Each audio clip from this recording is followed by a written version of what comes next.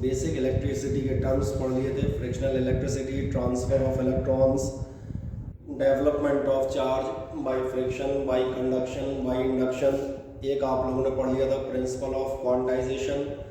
किसी भी बॉडी पे जो आपका चार्ज डेवलप होगा that will be an integral multiple of the electronic charge, Q is equals to plus minus N.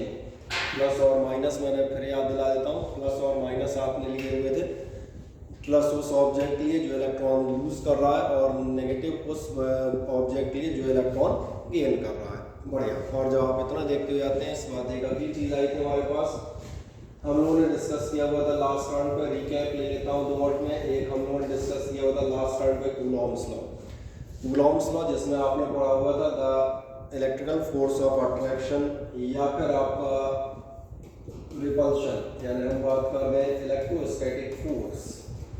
Simple भाषा में बात करता हूँ, electrostatic force between any two point charges किन बातों पर डिपेंड करता है? 2 बातों पर डिपेंड करता था। जिसको हमने last year Newton's law of gravitation से भी कंपेयर कर लिया था, मैं याद आ जाता है।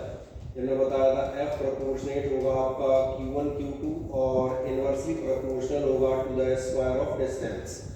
2 मिनट का रिकैप इसलिए ले लेते हैं कि आपको ध्यान चला जाए। क्या हुआ, क्वालिटी सही नहीं आ रही तो मुझे बोला है ब्लर हो रहा है क्या? ज़्यादा ब्लर हो रहा है।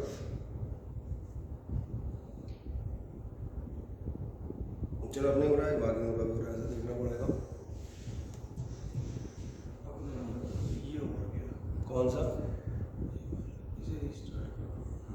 एक मिनट, इसको पॉज कर दो। देखो आवाज़ आ रही है, बढ़िया। हाँ एक बार और ट्राई लेते हैं। मैंने कहा नेटवर्क हो जाएगा होगी तो फिर देखेंगे। कर लिया स्टार्ट, बढ़िया। हम लोग लास्ट टाइम मैंने कहा हम लोग बात कर रहे थे कूलॉम्स लॉ की। कूलॉम्स लॉ जिसमें आपने एक ये पढ़ा हुआ था कि कूलॉम्स लॉ के अकॉर्डिंग जो आपका फोर्स बिटवीन 2 पॉइंट चार्जेस है, ये क्या होगा आपका, ये प्रोडक्ट ऑफ चार्जेस के डायरेक्टली प्रोपोर्शनल होगा और square of the distance inversely proportional होंगे। नंबर सेकंड, इसमें आपने अगली बार कहा था कि F इज इक्वल्स टू आपका आएगा K Q1 Q2 by R square, और आपके Q1 Q2 by R square करेंगे तो इस समय यहाँ जो आपका K आता है 2 बातों में डिपेंड करता है। जिन 2 बातों में डिपेंड करेगा इनमें से एक था सिस्टम ऑफ मेजरमेंट, और जब आप सिस्टम ऑफ मेजरमेंट की बात कर रहे थे तो मैंने कहा था CGS सिस्टम में K इज इक्वल्स टू होगा 1, और अगर आप SI सिस्टम ले रहे हैं तो फिर K इज इक्वल्स टू आपका कितना आता है, तो दैट कम्स 4 पाई एप्सिलॉन। इस एप्सिलॉन के अकॉर्डिंग हमने बात की थी, एप्सिलॉन कितना होगा, that will B absolute electrical permittivity of the medium. Further जो आपसे याद रखने वाली बातें थी उनको एक बार स्पेशली डिनोट करा देता हूँ। फ्री स्पेस में, फ्री स्पेस का मतलब अगर आप एयर या वैक्यूम की बात कर रहे हैं तो फ्री स्पेस यानी एयर और वैक्यूम में जो आपका एप्सिलॉन है, इसको आप एक स्पेशल नोटेशन से लिखते हैं और वो कितना आता है, वो आता है एप्सिलॉन नॉट। और जब ये एप्सिलॉन नॉट आता है तो इस एप्सिलॉन नॉट फ्री स्पेस की परमिटिविटी, इसकी वैल्यू भी आप याद रखते हैं, और ये वैल्यू होती है 8.854 into 10 raised to power minus 12 then coulomb square per newton metre square. आप समझने का था नंबर 1। एक तो आप इस वैल्यू को याद रखेंगे, पहली बात तो notation, the epsilon not means for the absolute electrical permittivity of air और vacuum, that means free space. Number second मैंने आपसे कहा था जो आप वैल्यू है उसको याद रखेंगे 8.854 into 10 raised to power minus 12 then the unit coulomb square per newton metre square, और फिर सबसे खास चीज़ उसके बाद आप याद रखेंगे इसका डायमेंशनल फॉर्मूला जो आपने निकाला है m-1 l-3 T4a स्क्वायर करके। ये आपको लास्ट टाइम में दिखाया भी था कि ये फॉर्मूला आपके यहाँ 1 से 2 जगह अलग अलग एग्जामिनेशंस में पूछा भी गया है, और अगर ये अलग अलग एग्जामिनेशंस में पूछा गया है तो इसके बाद हम इस एब्सोल्यूट इलेक्ट्रिकल परमिटिविटी के बाद हम जिस खास चीज़ पर थे वो मैंने आपसे कहा था देन नेक्स्ट जो आप पढ़ते हैं वो आपके लिए था रिलेटिव इलेक्ट्रिकल परमिटिविटी। और रिलेटिव इलेक्ट्रिकल परमिटिविटी की बात करोगे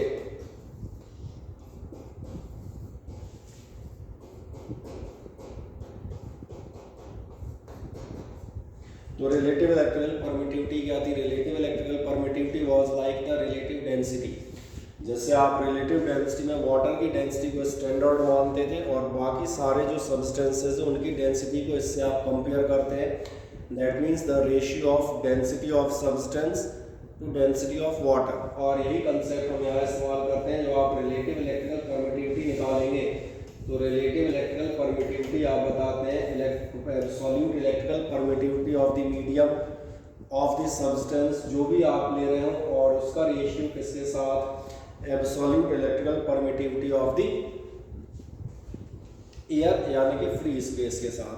फिर एक खास बात मैंने आपसे कहा था, ये जो आपका एप्सिलॉन आर है you can write it as K also, और के आपके लिए कहलाता है डाइलेक्ट्रिक कांस्टेंट। इसलिए जब भी कभी आप फोर्स का फॉर्मूला निकालते हैं किसी भी मीडियम में, तो मीडियम में आप फोर्स का फॉर्मूला देखेंगे that will be 1/4 pi epsilon Q1 Q2 by are square. और फिर से मैंने इसलिए दिखा दिया है कि आज हम वापस इसी क्वेश्चंस पर है, न्यूमेरिकल्स पर, तो ये आपको हल्का सा ध्यान रहे।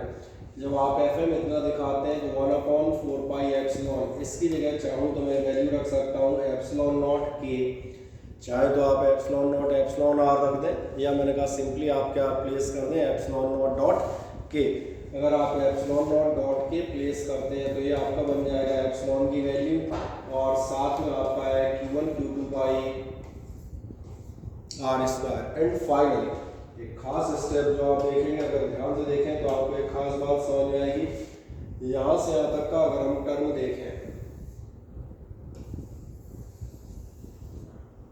1/4 pi epsilon not Q1 Q2 by are square, ये भी आपका Coulombian force between the same charges है। लेकिन यहाँ पर आपने एप्सिलॉन नॉट लिया है, जो अगर नोटेशन याद रखिएगा, यानी ये है फ्री स्पेस का फोर्स। तो अगर देखा जाए तो आप कह सकते हैं ये आपका कौन सा फोर्स एयर का, और डिवाइड बाई आपको दिख रहा होगा ये हो जाता है के। यानी आपको ये समझ में आएगा किसी भी मीडियम में दो चार्जेस के बीच लगने वाला इलेक्ट्रोस्टैटिक फोर्स ऑफ अट्रैक्शन या फिर रिपल्शन, जो भी दो चार्जेस के बीच फोर्स लग रहा होगा वो क्या हो जाएगा आपके एयर के कंपैरिजन में के टाइम्स डिवाइड हो जाता है। और के टाइम्स डिवाइड होने का मतलब है कि जो भी आपका के dielectric constant of the medium है उससे आपका डिवीजन हो जाएगा। ओके, अब हम इस बेसिस पर मैंने कहा था कुछ हम न्यूमेरिकल्स की तरफ थे, तो ये हमने शायद लास्ट टाइम में भी डिस्कस किए थे। ये पुरानी चीज़ें मैंने आपसे कहा था, शीट्स आपसे लोगों से कहा गया है शीट्स आप एक तो कलेक्ट कर लें, बेहतर होगा। नहीं कलेक्ट कर पाएंगे तो फिर उनको भेज देंगे आपके लिए। लेकिन कोशिश ये करें कि एक आध दिन में आप शीट घर से प्रिंट आउट इनके कलेक्ट कर लें, ताकि जब मैं इन क्वेश्चंस को करूँ तो ये आपके पास लिखे हुए हो। कई बार बोर्ड पे पढ़ने में उतने बेहतर नहीं आते, तो अपने पास प्रिंट आउट्स होते हैं, दैट इज बेटर। यहाँ जो पहली सवाल आपके लिए था डाइलेक्ट्रिक कांस्टेंट ऑफ ग्लासेस 7, ये भी हमने करा रखा था, व्हाट इज एब्सोल्यूट परमिटिविटी। आपके ग्लास का डाइलेक्ट्रिक कांस्टेंट 7 है, तो इसकी एब्सोल्यूट परमिटिविटी कितनी होगी, कौन सा फॉर्मूला आपने इस्तेमाल किया था, यही जो भी मैं बता रहा था। Dielectric constant of the glass 7 है, एप्सिलॉन आपको निकालना है, एप्सिलॉन नॉट की वैल्यू, इसलिए मैंने कहा अब ये चीज़ें आपको याद हो 8.54 × 10⁻12 आपका ध्यान जाएगा। Epsilon can be calculated easily, और इन्हें लास्ट टाइम में किया हुआ था 8 7 या 56 और फिर 61 पॉइंट समथिंग के करीब आंसर आना चाहिए। देन एक दूसरे क्वेश्चन में आता हूँ, सेकंड क्वेश्चन भी आपने सॉल्व किया हुआ था। एप्सिलॉन नॉट की आपसे परमिटिविटीज़ पूछी थी, और सॉरी परमिटिविटी डायमेंशंस पूछी थी, और डायमेंशंस आपसे कहा था आप याद रखेंगे क्यों, क्योंकि ये डायमेंशंस हमारे लिए कई जगह अपीयर होती हैं। फॉर एग्जांपल मैंने कहा GMAINS 2013 ऑफलाइन में पूछा गया क्वेश्चन था, एम्स का क्वेश्चन था, आंसर आप सबने बता ही दिया था लास्ट राउंड पे n-1 l-3 t4 और a²। ये रटा हुआ आंसर है, कोई बहुत ज़्यादा दिक्कत नहीं। देन इसके बाद हमने बहुत साधारण सा क्वेश्चन पूछा था इजी, ये आपसे कहता था two charge sphere separated by a distance of something, एक दूसरे पर F फोर्स एक्सर्ट कर रहे हैं, एक्सर्ट F फोर्स। इसके बाद आपसे कहता था if these are emerged in liquid, अगर आप ये किसी लिक्विड में इमर्ज करते हैं और जिसका डाइलेक्ट्रिक कांस्टेंट दिया है 2, और बोर्ड पे हो सकता है कई बार बीच में हमने कहा क्वेश्चंस पढ़ने में सुविधा हो, दैट्स व्हाई आपसे सजेस्ट किया गया collect the print outs of the sheet. कल कोई भी क्वेश्चन में डिस्कस कर रहा हूँ आप उसे शीट से आराम से पढ़ सकते हैं। तो मैंने कहा डाइलेक्ट्रिक कांस्टेंट आपको दिया हुआ है 2, तो फिर उनके बीच का फोर्स कितना हो जाएगा। तो बहुत सीधी सी बात, अगर बीच का डाइलेक्ट्रिक कांस्टेंट 2 दिया है तो फोर्स कितना हो जाएगा, ये भी हम निकाल रहे थे। अभी हमने 2 मिनट पहले कैलकुलेट किया था कि आपका एफ मीडियम कितना होता है, एफ मीडियम होता है एफ एयर या फ्री स्पेस डिवाइडेड बाई के, और डिवाइडेड बाई के मतलब सीधा सीधा हमारे पास आंसर आ जाता है, और ये आंसर कितना होगा F air by 2, that's all. फिर आप एक नेक्स्ट पढ़ेंगे, इस क्वेश्चन को अभी आपके लिए सॉल्व करता हूँ। इस क्वेश्चन को पढ़ने में अगर आपको नहीं आ रहा हो तो मैं पढ़ता जाता हूँ। ये कह रहा है 2 point charges placed at a distance r in air, MPPMP 2001 का क्वेश्चन। 2 चार्जेस आपने प्लेस कर रखे हैं at a distance r in air and exert a force F, और दोनों आपस में कितना फोर्स आपके एक दूसरे ऊपर अप्लाई कर रहे हैं एफ। अब ये कहता है the value of distance eight which they exert same force. अब आप वो डिस्टेंस बताएं जिस पर वो सेम फोर्स एक्ट करेंगे, लेकिन कब? When placed in a medium of dielectric constant के, जब उन्हें किसी डाइलेक्ट्रिक कांस्टेंट के मीडियम में रख दिया जाए।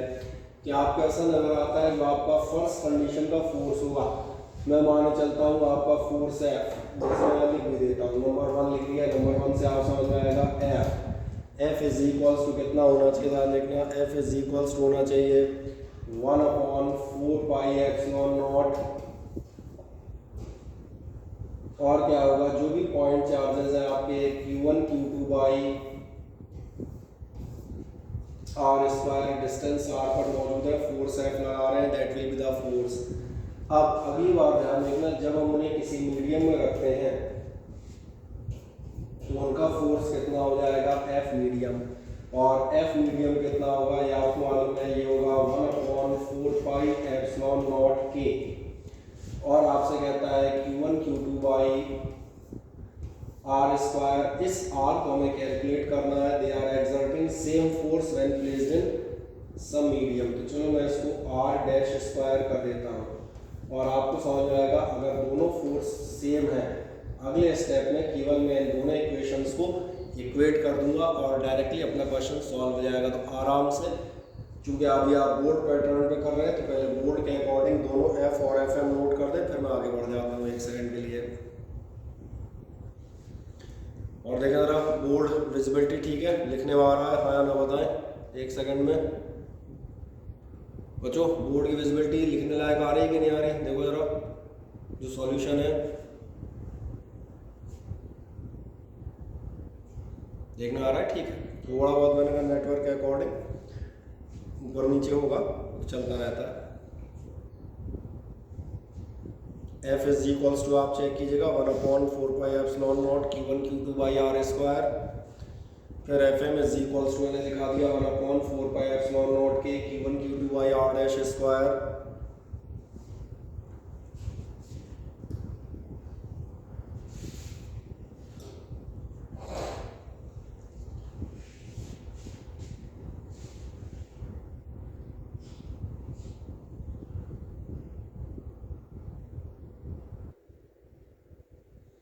ठीक है, लिखवाने में कोई दिक्कत हो तो मैसेज कीजिएगा, लिखने में बहुत ज़्यादा दिक्कत आ रही हो तो फिर उसको और बड़ा लिख देंगे, वैसे प्रॉपर मेरा अंदाजा आ जाता होगा। हाँ, अब हम जो बात कर रहे थे, मैंने कहा था चूँकि बोर्ड पैटर्न पे थोड़ा सा पहले क्योंकि शुरुआत है हमारी, तो मैंने कहा पहले मैंने एफ और एफ एम दोनों निकाल दिए। बाकी मुझे क्वेश्चन पहले ही जैसा समझ में आ रहा था, 2 पॉइंट चार्जेस है, कुछ डिस्टेंस को निकालें, जब वो एक्सर्ट कर रहे हो सेम फोर्स, तो बोर्ड में मैंने कहा आपके दोनों लिखने हैं। फिर आपको बताना है, आपको क्या चीज़ बतानी है, आपको बताना है F is equals to F m. हाँ, कॉम्पिटिशन में आप होते हो, ध्यान देखना, आप F is equals to F m direct रखते और वो भी नहीं लिखते, आप तो सीधा एक साइड एयर का और एक साइड मीडियम का रख के इक्वेट करते। पर अभी मैं उस पैटर्न को जहाँ आपको बोर्ड में सॉल्यूशन दिखाना पड़ेगा, और दिखाओगे तो आपको नजर आ रहा होगा कितना हो जाएगा। ये आपका एफ की वैल्यू है 1/4 pi epsilon not Q1 Q2 by are square, और इज इक्वल्स टू आपके पास आएगा एफ एम, यानी कि 1/4 pi epsilon not Q1 Q2 upon, और साथ में एक के था और एक था आर डैश का स्क्वायर। चले देखें फुर्ती से, मेरा ख्याल एक लाइन में आपका आर डैश निकल आना चाहिए, कोई मुझे बताए आर डैश का क्या आएगा, 1 2 3 4 कौन सा आंसर होगा।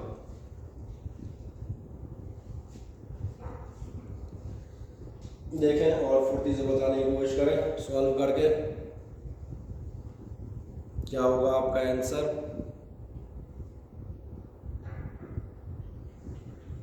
दोनों फोर्सेस इक्वेट कर दें, कैंसिलेशन कर दें, तब कर लोगे।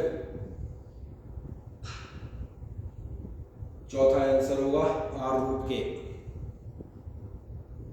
बढ़िया, सौम्य ने जवाब दिया 4, बाकी सब अभी लग रहा है ढूंढ ही रहे बेचारे है, किसी को आंसर ही नहीं समझ आया। अरे भैया दोनों फोर्सेस इक्वेट कर दो, इधर तो जाऊंगा भी नहीं, मैं तो यहीं इक्वेट कर दूंगा, एक सेकंड में लाओ। जैसे ही दोनों को इक्वेट करूंगा क्या होगा, Q1 Q2 खत्म, Q1 Q2 खत्म, 4πε0 खत्म, 4πε0 खत्म, 1/r² is equals to this होगा, यानी आप कह सकते हैं r² इज इक्वल्स टू होगा,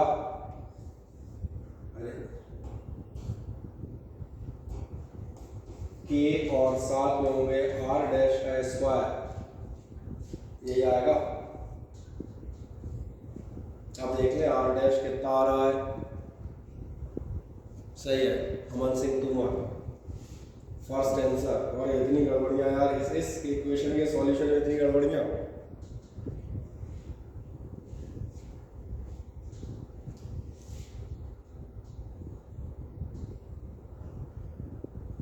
ये तो मजेदार काम हो गया, मुझे लग रहा है एकेडमिक लेवल से नीचे ले लिया कि बेचारों को पढ़ाना पड़ेगा है।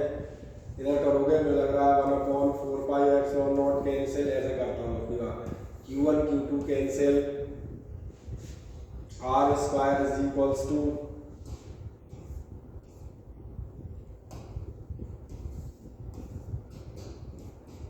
K r' स्क्वायर, इसका मतलब और कर देता हूँ r is equals to √K dot r' हो जाएगा r/√K, और इसलिए आपका आंसर नंबर होगा थर्ड r/√K। चले हम करें मजे से r/√K।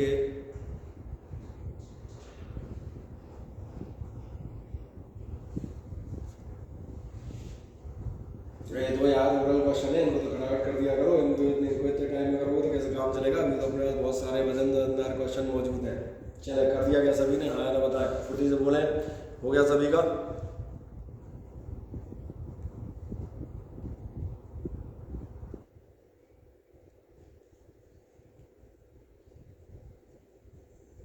हो गया, आ जाए और आगे बढ़ता हूँ। मेरा नेक्स्ट क्वेश्चन, अगला क्वेश्चन है, ये शायद आपने कर दिया था। 2 charges on 2 metallic balls are +40 microcoulomb and ये था -10 माइक्रोकूलम। याद दिला देता हूँ केवल इस क्वेश्चन को, क्योंकि जो चीज़ अपने को ध्यान रखनी थी, respectively and kept separated at 2 metre, how much and of what nature of force will act between them, कितना और किस नेचर का फोर्स काम करेगा। पहली बात तो दोनों पॉजिटिव नेगेटिव चार्ज नजर आ रहा है, यानी कि ये कंफर्म है कि इस पर फोर्स कौन सा लगेगा, अट्रैक्टिव। दूसरी बात, जब आप फोर्स जाएंगे तो F इज इक्वल्स टू कितना होना चाहिए, ये होना चाहिए 9 × 9 Q1 और Q2। केवल एक आध चीज़ों के लिए याद दिलाया, Q1 Q2 ये याद रखिएगा, 40 माइक्रोकूलम का मतलब 10 - 6 × 10 × माइक्रोकूलम मतलब 10 - 6 और अपॉन 2 मीटर अपार्ट, 2 का स्क्वायर 4। और कितनी तेज़ी से आपको करना है ये भी मैं बता देता हूँ। जैसे ही आप ये लिखते हैं आपको तुरंत ऐसा देखें, 4 × 10 = 40, अगली बार आ जाए 10⁻⁹, 10⁻10, 10⁻11, 10⁻11 - 6 यानी कि 5 और 5 - 1 यानी कि 10⁻−1 होगा। और साथ में आपको देखिए देयर इज द 9 ओनली, तो ये कुल मिला के हो जाएगा 9 × 10⁻1, यानी सीधा आप बता सकें ये होगा 0.9 न्यूटन। तो मैंने कहा जितनी तेज़ी से आप इस कैलकुलेशन को परफॉर्म कर लेंगे उतनी ही जल्दी आपके पास आंसर होंगे। इसलिए मैंने एक बार फॉर्मूले की पकड़ और कैलकुलेटिव स्पीड आप फॉलो कर पाए, इसलिए मैंने दिखा दिया। बढ़िया, अगली बार कह रहा है calculate the repulsive force between 2 protons when they are separated by a distance this much. 2 protons के बीच का आपको फोर्स ऑफ रिपल्शन कैलकुलेट करना है, जबकि वो आपके सेपरेटेड दिए हुए हैं कितने डिस्टेंस पर, 4 × 10 - 15। ये क्वेश्चन भी चलो एक बार फिर से याद दिला देता हूँ। 2 प्रोटॉन के बीच का फोर्स निकालोगे 9 × 10⁻9 Q1 और Q2, दोनों आपके प्रोटॉन्स हैं। 1.6 × 10⁻19। मैंने कहा अब बेटा अब आपको छोटी छोटी चीज़ें याद हो। अब आपको अगर कहीं भी याद कोई डाटा नहीं है तो धीरे धीरे दिक्कत देना शुरू करेगा।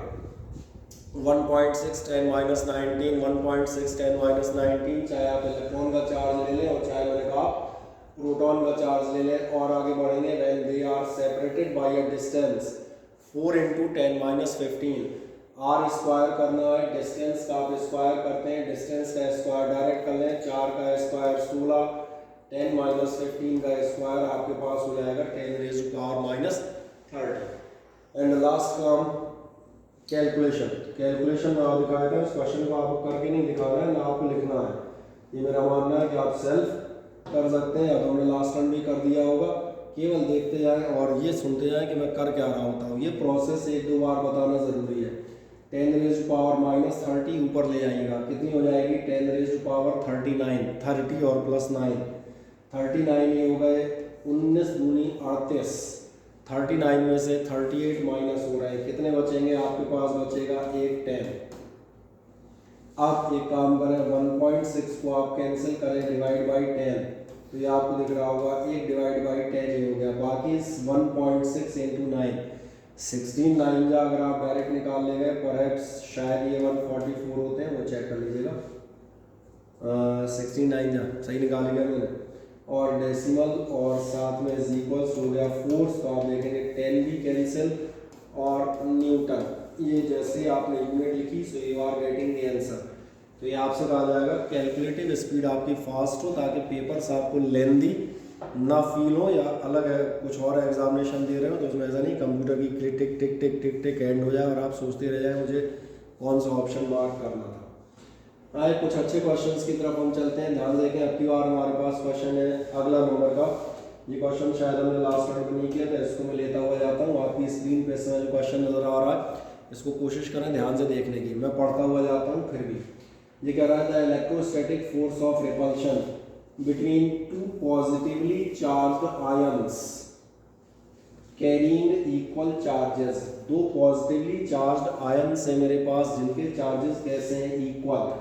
चूंकि अभी हम ऑनलाइन में हैं तो इसलिए मैं लिख भी देता हूँ, आपका Q1 और Q2 कितने हैं, Q के इक्वलेंट हैं, दोनों के आपके कैसे हैं, equal charges. The force of repulsion between two positively charged ions carrying equal charges, और कितना फोर्स दे रहा है, तो फोर्स की वैल्यू ये दे रहा है। हो सकता है किसी को पावर रूल से नजर नहीं आ रही हो, इसलिए मैंने कहा था ऑनलाइन में हूँ इसलिए मैं लिख देता हूँ। फोर्स आपको दिया है 3.7 into 10 raise to power minus 9 newton. अब आपसे एक बहुत सिंपल सा सवाल पूछता है, when they are separated by a distance of 5 angstrom, जबकि वो कितने आपके डिस्टेंस पर मौजूद है, वो 5 एंगस्ट्रॉम के डिस्टेंस पर मौजूद है, और आर इज इक्वल्स टू आपको दिया है 5 एंगस्ट्रॉम। अब यहाँ से आप देखेंगे चूंकि हम लोगों ने दो टर्म पास ओवर कर लिए हैं, that's why the mixing of the formula will get started. अब धीरे धीरे धीरे हम अपने स्टैंडर्ड क्वेश्चंस पर आना शुरू करेंगे। जैसे आपको याद होगा पिछले से पिछले टर्न पे हम सवाल क्या कर रहे थे, Q is equals to n e, किसी चीज़ में 5 इलेक्ट्रॉन ज़्यादा है, चार्ज बताओ। मैंने कहा था भैया एक ही फॉर्मूला है और 5 इलेक्ट्रॉन ज़्यादा है, 16 इंटू 580, एक नंबर का क्वेश्चन आप मान सकते हैं, अपने बोर्ड में आ सकता है, ठीक है। उसके बाद आप देखेंगे, उसके बाद हम किसी अगले टर्न पे गए तो थोड़ा सा हम आगे बढ़ाए थे। मैंने कहा था F is equals to K Q1 Q2 by R square तक आप पहुँचे। अब तीसरे चीज़ पे आगे बढ़ते हैं, क्वेश्चन अब धीरे धीरे आप देखना इंटरमिक्सिंग की तरफ बढ़ेंगे। अब धीरे धीरे हम अपने स्टैंडर्ड पर आने लगेंगे, ठीक। क्या जानना चाह रहा है, दो आपके चार्जेस हैं, इतना डिस्टेंस है, इतना फोर्स है, और जानना चाह रहा है how many electrons missing from each ion, दोनों आयन से कितने इलेक्ट्रॉन्स मिसिंग हैं। अगर आप ये जानना चाहते हैं कि दोनों आयन से कितने इलेक्ट्रॉन मिसिंग हैं, तो एक्चुअली पहले आपको इनकी हेल्प से आपको निकालना पड़ेगा Q, और Q आप कैसे निकालेंगे ये मैं बता देता हूँ। Q निकालने के लिए आप फिर वही तरीका अप्लाई करेंगे। कौन सा तरीका, जो मैंने कहा आप बताएंगे। F इज इक्वल्स टू होता है 9 into 10 raise to power 9 Q1 Q2 by R square. इसका मतलब मैं यहाँ पर रखता हुआ जाता हूँ, बहुत ध्यान से मुझे वैल्यू रखते हुए देखें, आप सॉल्यूशन पे नहीं आए, केवल वैल्यू रखते हुए मुझे देखें, या फिर मैं कैलकुलेट कैसे कर रहा हूँ उसको देखें, क्योंकि आप देख के ही सीख पाएंगे, किए हुए को नोट करके आप सीख नहीं सकते। आज देखें F मैंने कितना रखा हुआ है, F की जगह मैं रखूँगा 3.7 into 10 raise to power minus 9 newton. Then मेरे पास है is equals to 9 into 10 raise to power 9 into में मैं जाऊँगा तो मुझे मालूम है Q1 Q1 Q2 दोनों मेरे सेम थे, तो ये हो गया Q square upon R square. R square पे जब मैं जाऊंगा तो क्या मुझे, यानी हम लोगों में से कुछ लोगों को ऐसा ध्यान है कि एंगस्ट्रॉम होता था 10-10 मीटर, क्योंकि हम लोगों ने केमिस्ट्री और फिजिक्स दोनों में इसका इस्तेमाल बराबर से किया था। अगर आपको इतना याद आ जाता है कि एंगस्ट्रॉम वॉज दी 10-10 मीटर, तो बस आप देखें लगभग क्वेश्चन में पहुंचने लगे। इसका स्क्वायर हम डायरेक्ट कर सकते हैं, इसका स्क्वायर आप डायरेक्ट कहाँ से कर देंगे, हो जाएगा आपका 25 और ये हो जाएंगे आपके 10-10 का स्क्वायर 10-20। आराम से इतनी वैल्यू नोट कर दें, फिर आगे बढ़ जाऊंगा।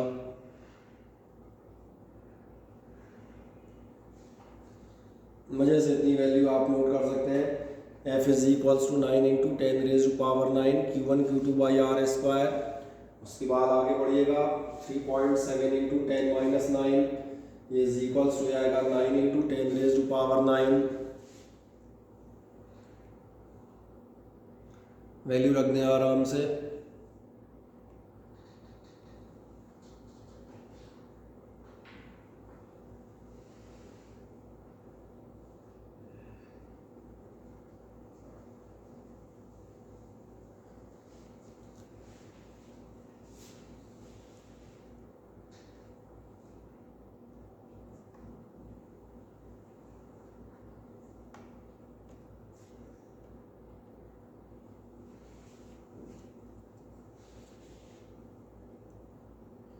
ठीक, और जैसी वैल्यू रख देते हैं, अब क्या काम बचेगा वो फिर याद दिलाता हूँ, कुछ कैलकुलेशन करनी पड़ेगी।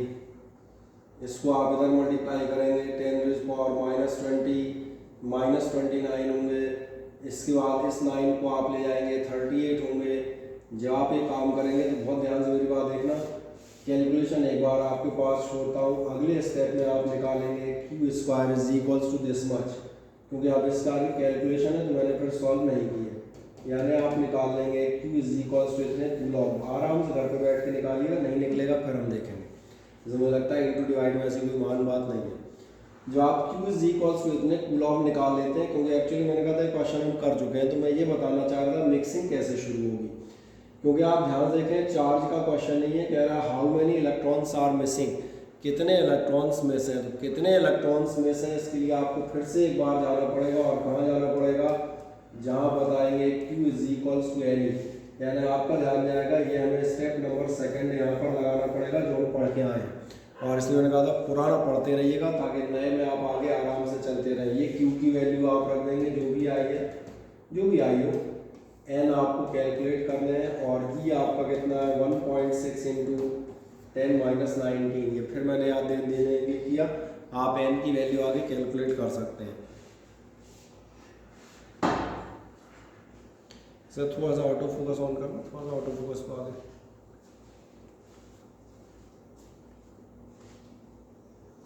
बीच में कर देना, इधर करके देखो।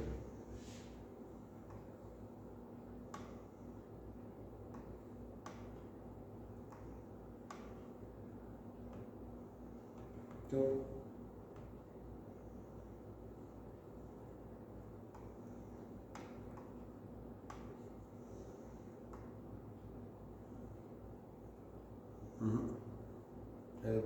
पीछे इधर बढ़ जाओ।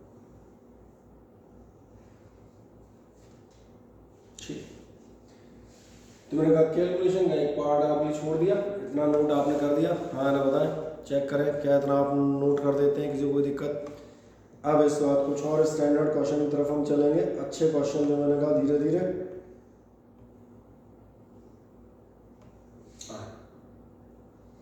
एक नेक्स्ट क्वेश्चन पे आते हैं। इससे भी आपको एक इसलिए डिस्कस करता हुआ जा रहा हूँ, शुरुआती क्वेश्चन है, कुछ छोटे छोटे कंसेप्ट आपको लेते हुए चलने हैं, और एक कंसेप्ट इसके बाद आप देखेंगे हर चैप्टर में मैं कहीं ना कहीं इस्तेमाल करता हुआ जाऊँगा।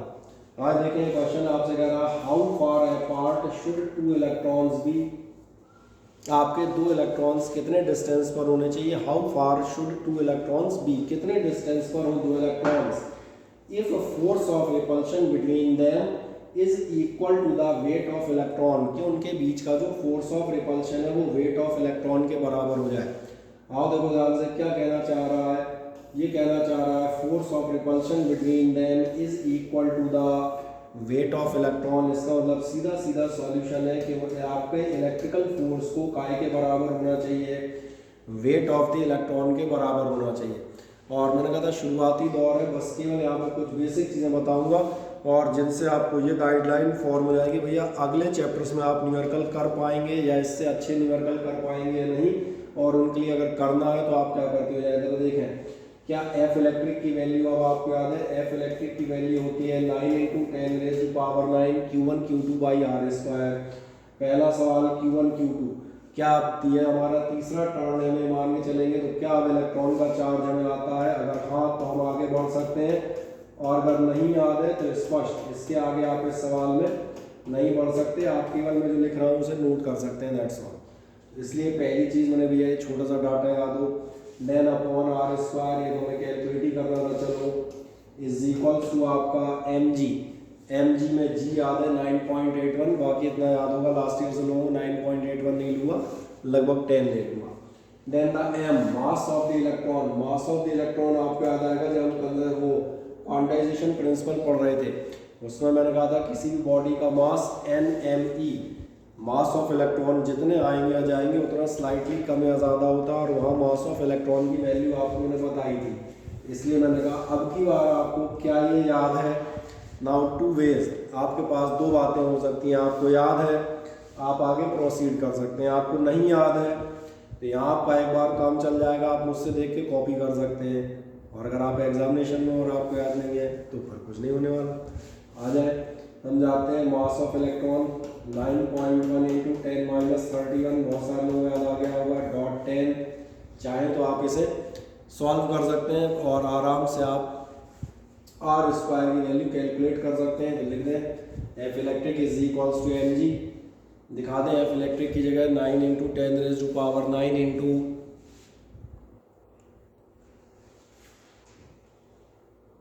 1.6 × 10⁻19 × 1.6 × 10⁻19 अपॉन r²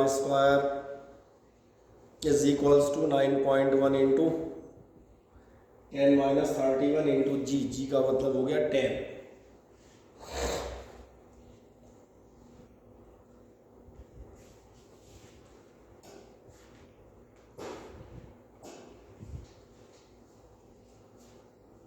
क्या इतना डाटा आप नोट कर देते हैं, हाँ ना देखें।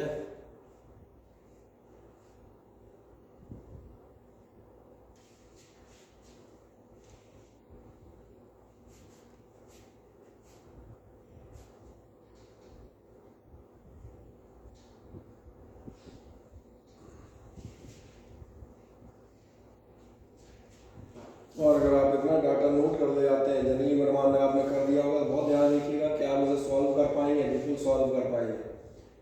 और चलें एक बार ऐसा कर देता हूँ, r² इधर ले लूँगा आपकी सुविधा के लिए, मैं एक बार फिर से पूरे लिख देता हूँ। चलें जिसको दिक्कत आ रही है मैं लिख देता हूँ 9 × 10⁻9 × 1.6 × 10 माइनस 9 × 10⁻9 1.6 × 10⁻19 × 1.6 × 10⁻19 अपॉन में आएंगे तो आपका ये इस तरफ आ जाएगा 9.1 × 10⁻⁻, ध्यान देखना -31 और 10 ये रह जाएंगे 10⁻30 और इज इक्वल्स टू हो जाएगा r²। और अब अगला सवाल, क्या आप इसको सॉल्व कर ले जाएंगे, हाँ या ना? बिल्कुल मेरा जवाब है बिल्कुल कर सकते हैं, अगर आप हल्का सा पावर्स के रूल को फॉलो करेंगे। अगर आपको देखने नहीं आ रहा हो थोड़ा और ब्राइट कर देता हूँ इसको एक बार से। ये आपके लिए कितना है, ये आपके लिए है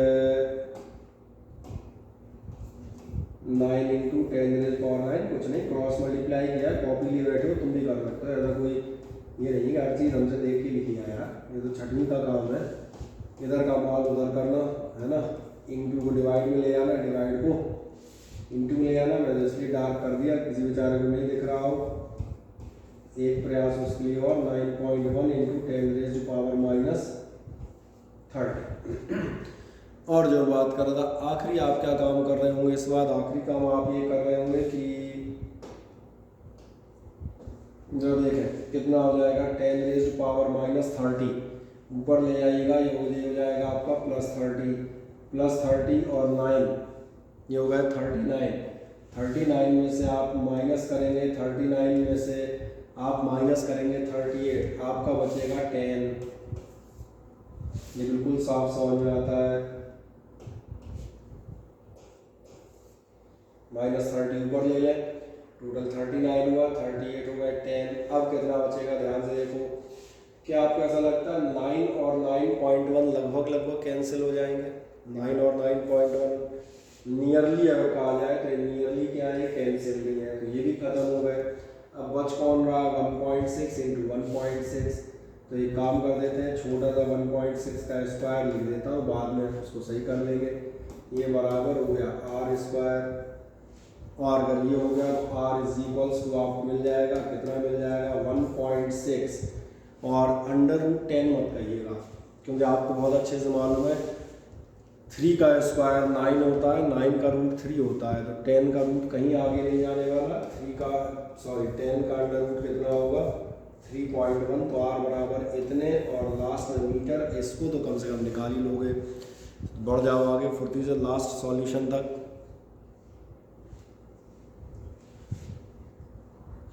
कर दें इमीडिएटली।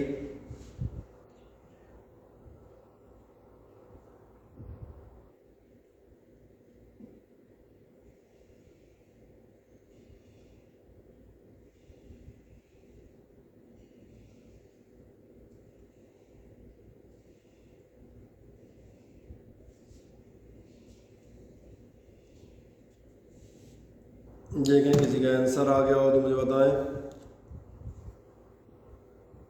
क्या है किसी बेचारे का?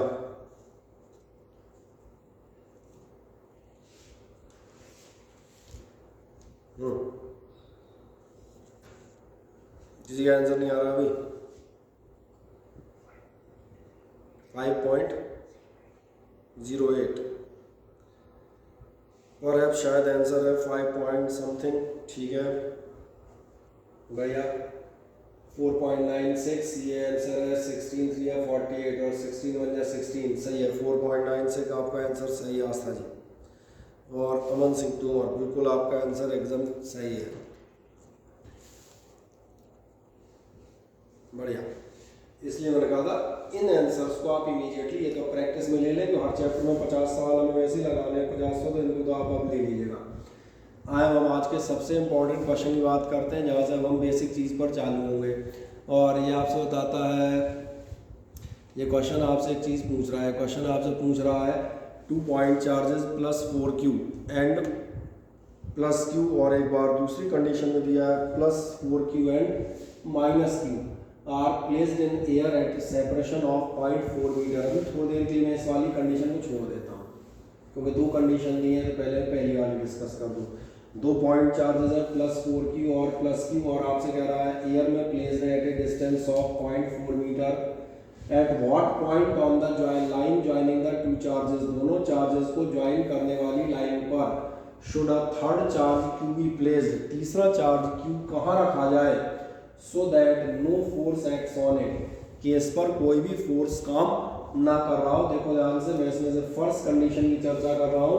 कंडीशन ए, एक बार लाइक चार्जेस और एक बार अनलाइक चार्जेस। तो पहली बार में +4q और दोनों पॉजिटिव, दोनों चार्जेस पॉजिटिव हैं, इसलिए मैं इसको केस बना देता हूँ। और ये मैंने कहा आपके पास इस समय कौन सा सिस्टम है, 2 लाइक चार्जेस का। मैं फिगरेटिव क्वेश्चन दिखाता हुआ जा रहा हूँ, बहुत ध्यान से मुझे देखते आइएगा। फिगरेटिव क्वेश्चन कहता है 2 point charges +4q and +q। आया लेके ध्यान से, एक मेरे पास चार्ज ये है, ये मैंने मान लिया कितना है +4q। ऐसे ही मेरे पास एक दूसरा चार्ज है, और ये चार्ज मैंने माना +q। ये आपसे कह रहा है are placed in air at a separation of 0.4 metre. इनको आपने 0.4 मीटर के सेपरेशन पर रखा हुआ है। तो ये डिस्टेंस मैंने मान लिया आपका कितना है, यहाँ से यहाँ तक का डिस्टेंस है आपके पास 0.4 मीटर।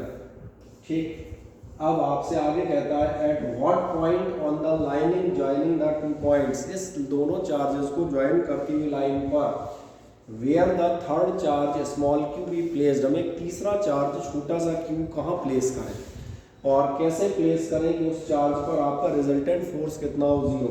तो मैं मान के चलता हूँ आप एक तीसरा चार्ज यहाँ पर प्लेस करते हैं और मैं येलो कलर से इस चार्ज को दिखाता हूँ। मैं मान के चलता हूँ ये चार्ज आप प्लेस करते हैं यहाँ पर, ठीक।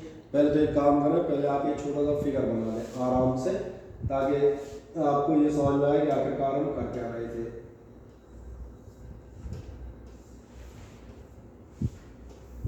दो चार्जेस दिखा दें, एक सिंपल फर्स्ट कंडीशन डाल दीजिएगा लाइक चार्जेस,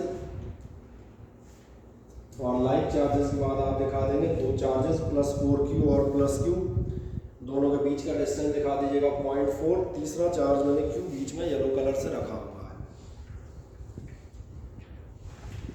और इस क्वेश्चन में हम कुछ बेसिक्स की चर्चा करेंगे, फिर हम अगले उसके एक और टाइप पे जाएंगे। इतना फिगर बना दें, दो चार्जेस प्लस 4 और प्लस q, दोनों आपने बना दिए। अब ध्यान से इधर देखिएगा, अगर मैं इस चार्ज को यहाँ पर रखता हूँ, क्या आपको ऐसा नजर आ रहा है दोनों सिरों पे आपके दो पॉजिटिव चार्जेस हैं, और दोनों सिरों पे अगर दो पॉजिटिव चार्जेस हैं तो ये प्लस 4q वाला इस छोटे q को यहाँ से रिपेल करेगा, और अगर ये रिपेल करेगा तो ये पहला फोर्स मेरे पास आता है, जिस फोर्स को मैं लिख देता हूँ लेट इट बी F1। ये मेरा पहला फोर्स आपके चार्ज पे लग रहा है जो उसे रिपेल करता हुआ जा रहा है। ऐसे ही डालने में छोटा वाला q भी आपके इसको रिपेल करेगा, और जब इसको रिपेल करेगा तो ये मैंने मान लिया ये हो गया आपका दूसरे चार्ज का फोर्स, और इसको मैं सपोज कर लेता हूँ लेट इट बी F2। अब बहुत ध्यान से देखें इस फिगर को, जैसे आप यहाँ पर देखेंगे, और मेरा मानना है फिगर आपको नजर आ रहा होगा, अगर फिगर में कोई दिक्कत ना आ रही हो किसी को तो मुझे बताइएगा। मैं फिर दिखा देता हूँ, प्लस 4q और plus q, these are the two charges separated by a distance 0.4 metre. आपने उनके बीच में कहीं पर भी, ये पूछा गया है कहाँ रखें, तो अभी फिलहाल कहीं भी एक छोटा चार्ज आपने q रखा हुआ है। जैसे आप इस चार्ज q को रखते हैं तो यहाँ पर एक छोटी सी बात बताई जाती है, और वो बताई जाती है कि इस चार्ज पर आपके दो फोर्स लगेंगे, और जो दो फोर्स आपके लगेंगे उनमें से एक आप देखेंगे प्लस 4q रिपेल करेगा, दैट इज F1, दूसरा प्लस q रिपेल करेगा जिसका फोर्स मैंने माना F2। क्या आपको लास्ट ईयर आप एक इक्विलिब्रियम ऑफ फोर्सेस पढ़ते थे? इक्विलिब्रियम ऑफ फोर्सेस की बात करता हूँ, no force acts on it की बात करता हूँ, कोई फोर्स एक्ट ना करे, दोनों का रिजल्ट जीरो हो जाए। चलो equilibrium of forces last year की चर्चा छोड़ो, लास्ट ईयर आपने पढ़ा नहीं पढ़ा मुझे नहीं याद। और अभी मैंने इस बार शुरुआत में आपको वेक्टर्स के बेसिक बताए, आपको समझ में आ रहा है दो वेक्टर्स लगे हुए हैं, force number 1 and force number 2। इन दोनों का रिजल्टेंट जीरो तभी हो सकता है जब दोनों इक्वल और अपोजिट हो। दोनों का रिजल्टेंट जीरो केवल और केवल तभी हो सकता है जब दोनों कैसे हो, इक्वल हो और अपोजिट हो। एक मजेदार बात है, अपोजिट तो है ही, अपोजिट तो दिख ही रहे हैं, इसका है उधर, इसका मतलब इनका रिजल्टेंट जीरो होने के लिए बस मुझे एक शर्त फॉलो करनी है, और उसी की बात कर रहा था। लास्ट ईयर ये जो है नो फोर्स सिस्टम आपके लिए, पिछले साल इक्विलिब्रियम, और जिन्होंने पढ़ा मैं याद दिलाऊं लामीज थ्योरम वगैरह पढ़ा करते थे, ठीक है ना। चलो वजनदार शब्दों को छोड़ते हैं, तो डायरेक्ट समझ में आता है। फॉर इक्विलिब्रियम आपके लिए क्या होना चाहिए, आपका इक्विलिब्रियम के लिए होना चाहिए F1 is equals to F2, और जैसे ही आप F1 F2 रखेंगे K Q1 Q2 by R square, यानी कि पहला फोर्स आपका इन दोनों के बीच का फोर्स, यानी कि आपका K 4Q dot Q upon R square. अब एक समस्या है R कितना होगा, तो मैं मान के चलता हूँ ये डिस्टेंस मैंने सपोज करें कितना रखा है x, और इसलिए मैं एक लाइन लिख देता हूँ, लेट q इज एट,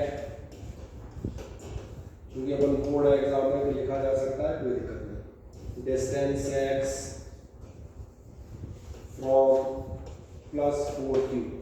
आगे बढ़े, दो लाइन और आगे बढ़ाइएगा, let q is at distance x from plus 4q।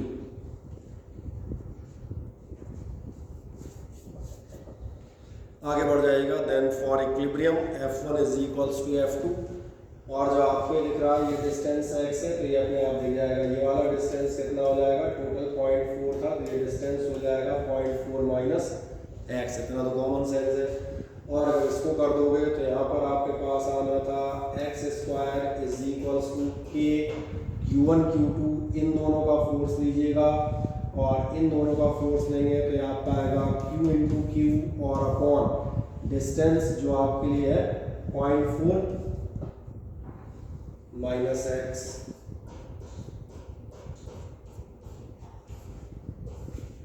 खत्म। इस लाइन तक नोट कर दीजिए। अगली 1-1.5 लाइन में हम इसको सॉल्व करके आंसर निकाल देंगे। और वैसे इसका आंसर हमें नहीं निकालना है, इसका आंसर आप भी निकाल सकते हैं। सब 9th-10th पढ़ के आए होते हैं। इस छोटी सी इक्वेशन को कोई भी सॉल्व करके एक्स की वैल्यू कैलकुलेट कर लेगा। तो आप भी कोशिश करें। फिलहाल मुझे बताएं क्या ये कहानी सबको समझ में आ गई है? अगर किसी को समझ में नहीं आई हो तो चैट पे लिख के भेज दो रिपीट करने के लिए। मैं उसको रिपीट कर दूंगा, एक बार देख लें क्या सबको ये कहानी समझ में आई है। नहीं आई हो तो मुझे बता दीजिएगा।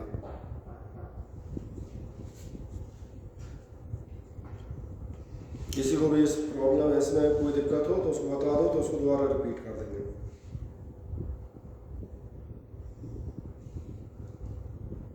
जनरली नहीं, बढ़िया।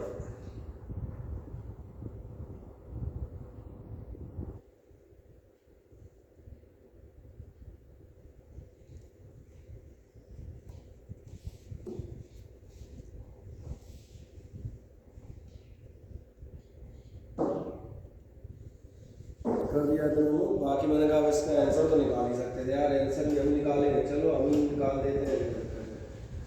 लग रहा है के क्यू क्यू के क्यू क्यू ये कैंसिल हो गए। आप अगली लाइन में कहाँ पहुँचेंगे? वैसे तो एक्स निकाल लेना चाहिए था आपको। मैंने कहा 0.4 माइनस एक्स 0.4 माइनस एक्स का whole square is equals to आपका कितना आएगा? ये आपका आ जाएगा और साथ में 4 और था एक और डॉट 4 और साथ में आपका क्या था? इज इक्वल्स टू आपके हो जाएंगे एक्स स्क्वायर, यानी आप कह सकते हैं अंडर रूट ले लें 2 into 0.4 minus X is equals to X. चले 2x इज इक्वल्स टू पहुँच जाएगा 3x हो जाएंगे, यानी आप कह सकते हैं x बराबर हो जाएगा 4 दूनी 8। उत्तर कर लो में ये भी मुझे करना पड़ेगा पूरा सॉल्व। इतने में काम चल जाएगा ना 0.8/3। बाकी एग्जैक्ट निकालोगे तो 0.26 या 0.27 ऐसा कुछ तो भी आ जाना चाहिए। That's all. अब किसी को कोई परेशानी इसमें हो तो मुझे बताइए।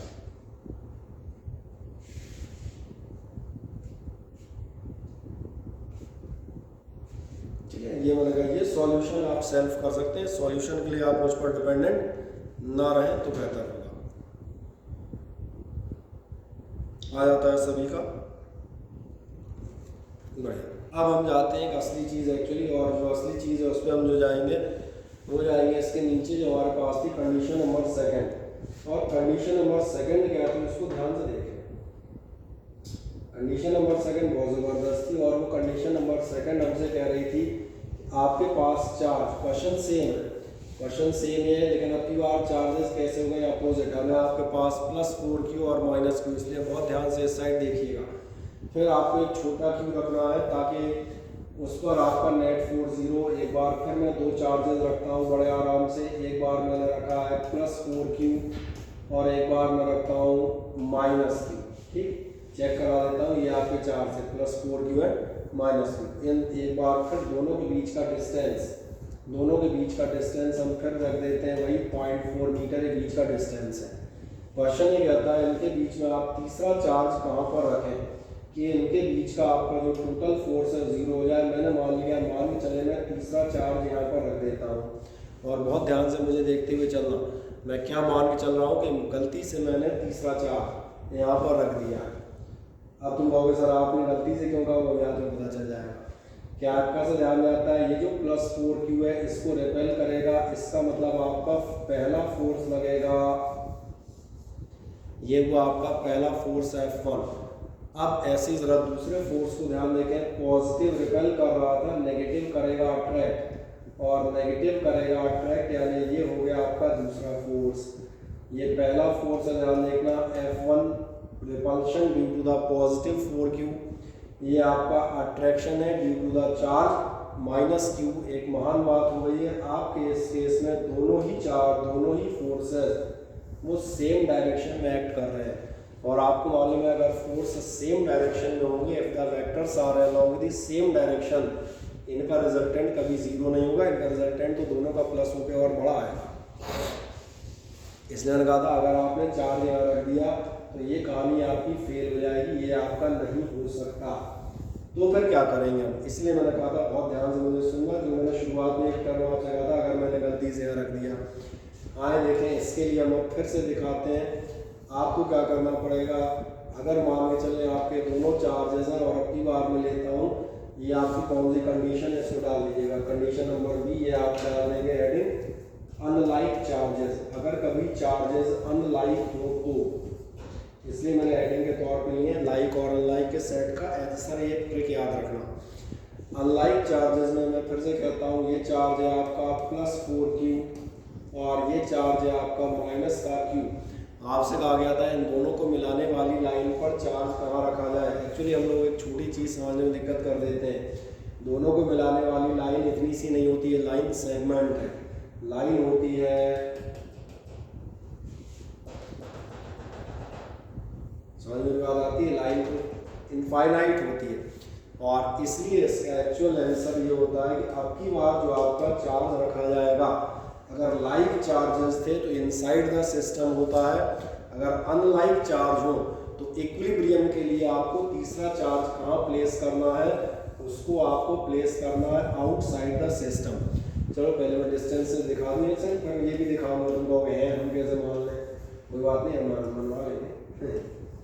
तो ये देखें जरा, ये डिस्टेंस हमारे 0.4 था, ये आपको ध्यान है। मैं मान लेता हूँ आपने अपना अब की बार चार्ज कहाँ रखा है, तो हम सपोज कर लेता हूँ, सॉरी ये एक्स नहीं था, ये तो आपका 0.4 दिया और ये मैंने कहा ये आपका डिस्टेंस कितना हो गया, ये मैंने मान लिया आपने कितने डिस्टेंस पर रखा, एक्स डिस्टेंस पर। अब अगली बार मैं दिखाता हूँ, ध्यान से इधर देखें। अब इस पर जो दो फोर्सेस लगेंगे वो क्या अपोजिट होंगे, तो अब यहाँ चेक करते हैं। पॉजिटिव 4q, इस पर जो फोर्स लगाएगा पॉजिटिव वाला इसको रिपेल करेगा और रिपेल करेगा, so that will be the direction of the force. ये पहला फोर्स मेरे पास निकल आया, पॉजिटिव वाला रिपेल कर रहा है, तो फिर नेगेटिव वाला -q क्या काम करेगा, नेगेटिव वाला इसको अट्रैक्ट करेगा और तुम्हें नजर आएगा अट्रैक्शन का डायरेक्शन ये हो जाएगा। और अगर ये डायरेक्शन हो गया तो बस देखें ध्यान से, अब की बार संभावनाएं दिख रही हैं कि दोनों फोर्सेस का टोटल 0 हो सकता है, क्योंकि 0 होने की हमारी कंडीशन थी इक्वल और अपोजिट होना। अपोजिट तो है ही, बस इक्वल करके हम आंसर निकाल देंगे। तो फिगर बनाए और ये देख लें क्या ये कंसेप्ट हर आदमी को क्लियर है, हाँ या ना। कोई डाउट हो तो मुझे पूछें, कंसेप्ट में यस और नो लिख के भेज दें तो मैं समझ जाऊँगा कि आपको क्लियर है। किसी को नहीं आया हो नो सर लिख देना, और जिन्हें समझ में आ रहा हो अपना फिगर बनाना चालू कर दो। ये फिगर कौन सा वाला, ये वाला बनाना, वो नहीं, तो उसमें समझा रहे थे कि वैसा नहीं होगा।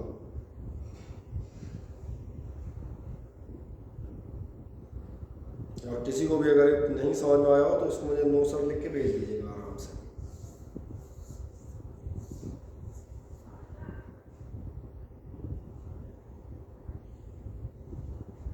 हालांकि शुरुआत है तो मैंने बहुत स्लो मैनर में बहुत आराम से इसलिए एक्सप्लेन किया है।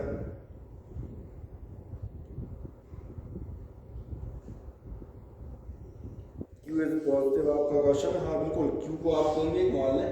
अगर आप पॉजिटिव मान लेंगे तो आप ध्यान देखें, जैसे जनरली इसमें गिवन नहीं है तो इसलिए पॉजिटिव ही क्यू हमने एज्यूम किया है। आप नेगेटिव भी मान लोगे तो भी कोई फर्क नहीं है।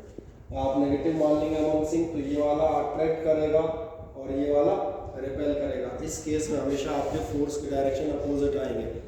आप क्यू का सिंबल कोई सा भी रख लें, आइदर पॉजिटिव और नेगेटिव, कोई फर्क नहीं पड़ता।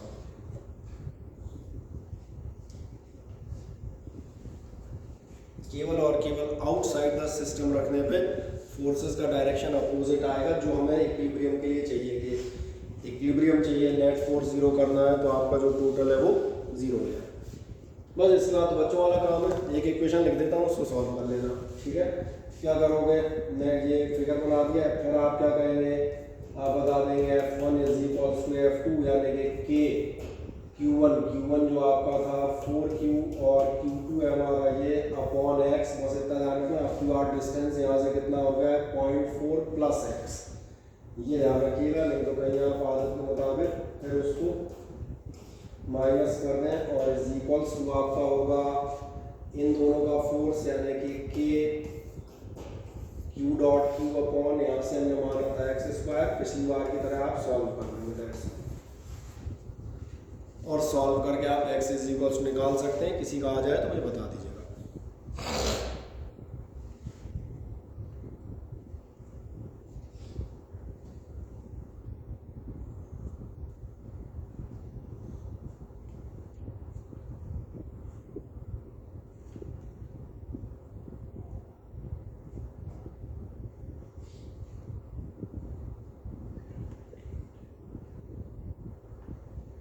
सही है, मुझे लग रहा है यही दोनों हमारी कंडीशंस थी।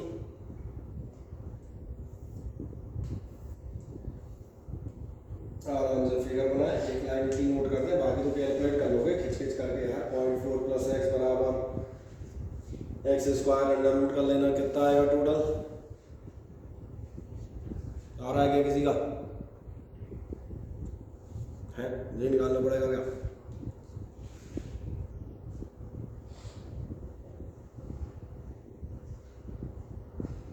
एक्स बराबर 0.54 मीटर, बढ़िया, यही आ रहा है एक्स बराबर 0.4। चेक करने का और आदमी बिल्कुल आएगा, सही कह रहे हैं आप। 2x हो जाएंगे, 0.4 प्लस एक्स हो जाएंगे और x बराबर 0.4, आप सही है। किसने भेजा था आंसर? अमन सिंह, बढ़िया। बाकी जो सोते हुए व्यक्ति हैं उनमें से कोई जगेगा?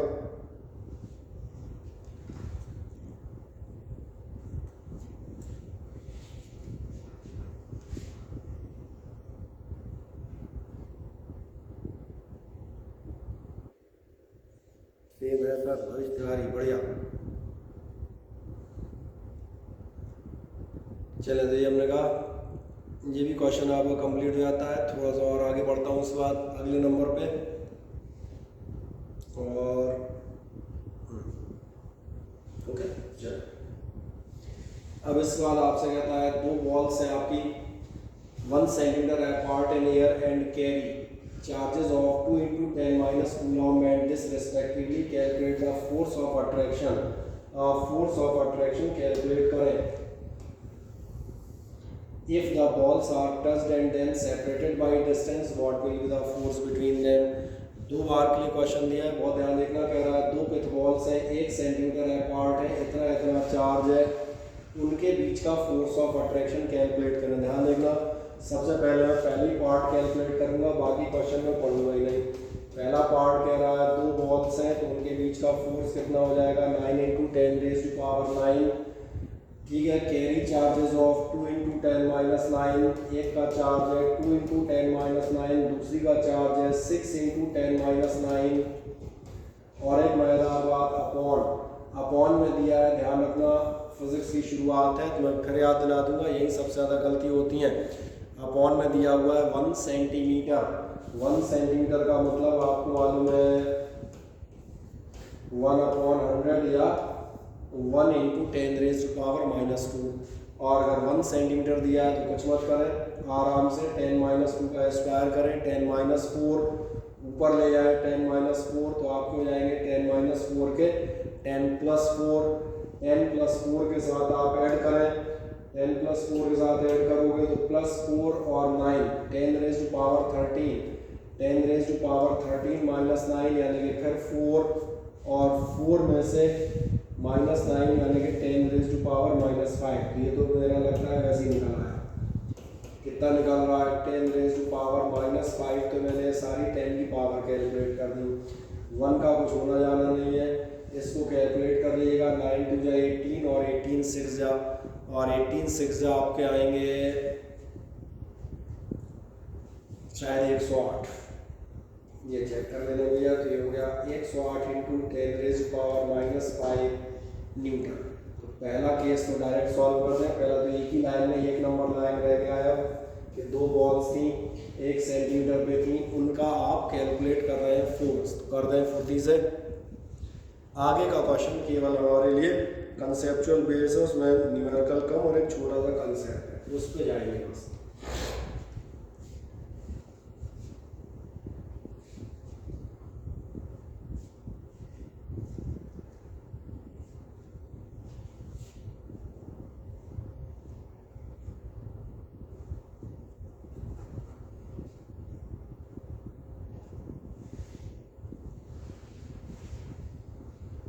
ठीक, तो ये तो मैंने कहा तो वैसे निकाल लोगे, इसमें महानता नहीं। अगले पार्ट को देखो, एक्चुअली देखना हमें अगला पार्ट था यार, अपन इसमें लटके रह गए। अगला पार्ट कह रहा था if the balls are touched, अगर आप बॉल को टच कर दें और फिर सेपरेट कर दें। क्या आपको ध्यान आता है, हमने कंडक्शन बाई चार्ज पढ़ा था और मैंने कहा था जब भी आप दो बॉल्स को टच करोगे तो एक का चार्ज दूसरी पर या दूसरी का पहले पे आएगा, पहली चीज़। और कंडक्शन के समय जो चार्ज होगा, क्या आपको याद है हमने कहा था चार्ज का होता है एल्जेब्रिक समेशन। एल्जेब्रिक समेशन का मीनिंग क्या हुआ? एल्जेब्रिक समेशन का मतलब अगर इसका +5 और उसका -2 है तो टोटल 3 रह जाएगा। तो सबसे पहले देखें ऑन टचिंग क्या होगा, तो हमें सबसे इम्पॉर्टेंट लाइन अब जाते हैं एक्चुअली में, तो आप बताएंगे ऑन टचिंग दोनों स्फीयर मैंने टच कर दिए, तो ध्यान देखना ऑन टचिंग जो आपका नेट चार्ज होगा, मुझे लगता है मुझे ओरल लिख लेना चाहिए, अगर तुम थोड़ा सा दिमाग लगाओगे तो इधर देखो, इधर एक का था 2 × 10⁻9 और दूसरे का था -6 × 10⁻9, इसका +2 है उसका -6 है। क्या मैं डायरेक्ट लिख दूँ +2 और -6 का कितना हो जाएगा टोटल? और नहीं हो भैया पूरा कर लेना, 2 × 10⁻9 -6 × 10⁻9 2 - 6 करके तुम यही निकालोगे, तुमको यार थोड़ा निकाल लोगे। और अगर इतना हो गया तो अभी आगे जाते हैं, तो टचिंग था एंड देन सेपरेटिंग। सेपरेट करते समय क्या होगा था, कुछ चार्ज ये ले जाएगा आधा और आधा ये वाला ले जाएगा, यही था। अब इसके बाद कहेंगे ऑन सेपरेशन, लिख देता हूं on separation charge on each, दोनों पे चार्ज कितना होगा, तो दोनों पे कितना होगा, टोटल 4 रह गया था अपने पास, एक पर 2 इस पे आ जाएगा और 2 उस पर चला जाएगा। दैट्स ऑल, ये हमारा क्वेश्चन यहाँ खत्म हो गया। अगर आप ध्यान से देखें तो इसके आगे आप खुद कर सकते हैं, फिर भी मैं एक लाइन और लिखूंगा मनोरंजन के लिए, क्योंकि वो भी तो आवश्यक है। लिख दें, एक काम कीजिएगा on touching net charge is equals to, और आगे बढ़ जाएगा नेट चार्ज के बाद अगला आप बताएंगे on separation charge on each, और चार्ज ऑन ईच लिखा है तो थी क्या चीज़ें, बॉल थी बॉडी थी, बॉल थी। ज़्यादा हो इंग्लिश ग्रामर फॉलो करते आना हो तो साथ में लिख देना charge on each ball, grammar भी तो ज़रूरी है यार।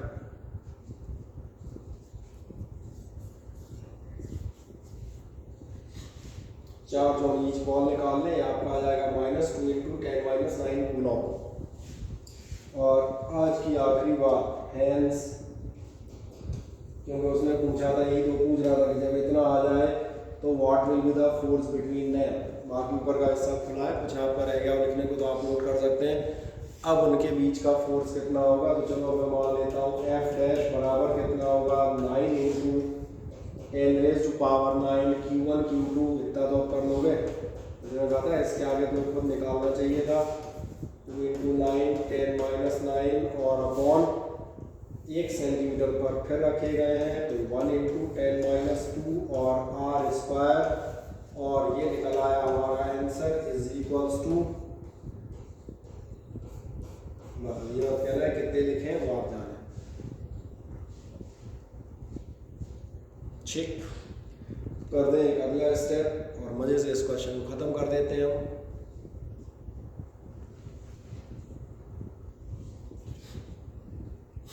कर दें आराम से कूलॉम्स लगे क्वेश्चन।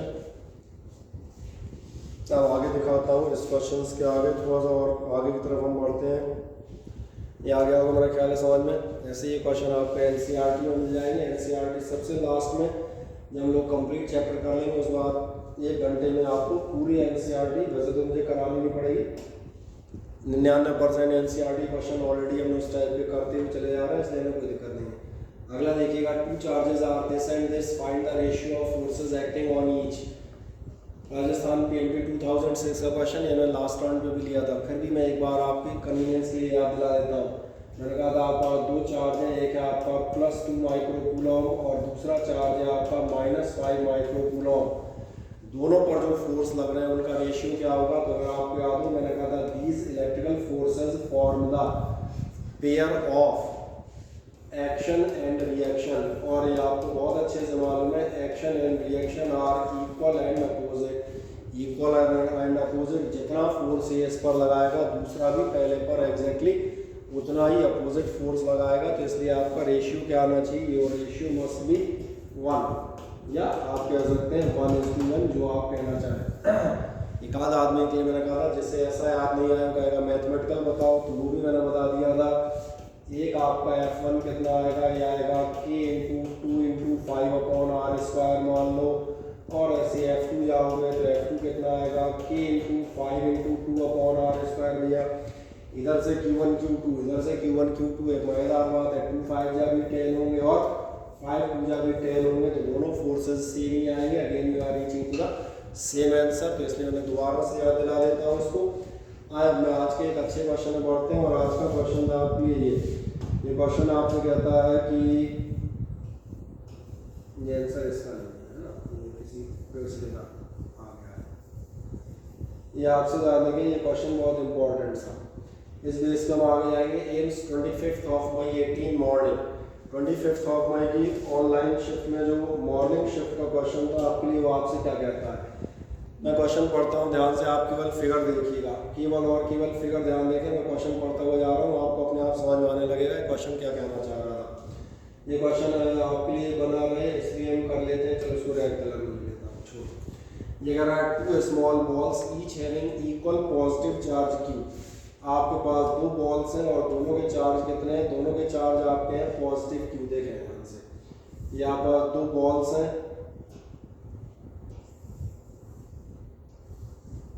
दोनों का चार्ज मैंने मान लिया कितना है, दोनों का चार्ज है आपका Q। चले स्मॉल Q कर दिया, कोई दिक्कत नहीं। इसके बाद कह रहा है charge Q are suspended by 2 insulated strings. कुछ नहीं है, फिगर के बारे में डिस्क्राइब, अभी तो क्वेश्चन चालू हुआ ही नहीं है। 2 आपकी इंसुलेटेड स्ट्रिंग्स से लटका दी गई है, ये लटका दी, इक्वल लेंथ है, दोनों स्ट्रिंग्स की लेंथ आपकी कितनी है, ये L है। From a hook fixed to a stand, जो हुक आपका किसी स्टैंड पर फिक्स है। If mass of each ball is equals to m, दोनों बॉल्स का मास कितना है, m और m, तो मैंने एक में लिख दिया है, तो यहाँ तक तो फिगर ही फिगर है। And the total angle between the 2 strings is 60 degree. बस ये डाटा है, यहाँ पर लिखा नहीं है, और ये कहता है दोनों बॉल्स के बीच का एंगल कितना है, 60 डिग्री। आए आगे, इसके बाद कह रहा है then find the charge on each ball. तो फिर आपको पता लगाना है कि दोनों बॉल्स पे आखिरकार चार्ज कितना होगा।